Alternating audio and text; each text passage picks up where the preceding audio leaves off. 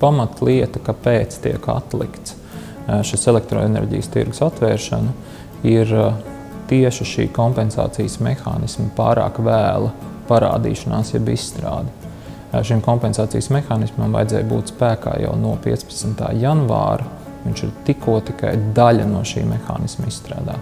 Līdz ar to iedzīvotājiem nav skaidrs, kādā veidā viņi varēs šīs kompensācijas saņemt. Tas arī ir galvenais iemesls, kāpēc ekonomiski ir pamatojums tirgus atvēršanas atlikšana. 2015. gada 1. janvāris neizbēgami ir gala termiņš. Vēlāk atlikt elektroenerģijas tirgus atvēršanu nevar.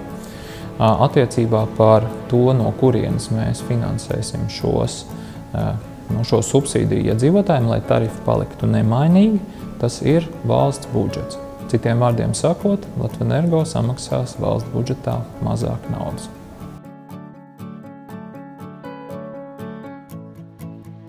No šo grozījumu pieņemšanas brīža līdz šī gada beigām iedzīvotājiem elektroenerģijas tarifi paliek nemainīgi, respektīvi tādi paši, kā tie ir šodien.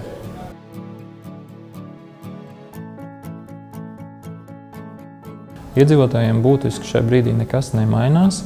Ja tie līgumi, kas ir noslēgti un iedzīvotāji vēlās izmantot šos jaunos līgumus, viņus var izmantot. Savukārt, ja nevēlās, tad jauni līgumi nav jāslēdz, esošos vienkārši var nepildīt.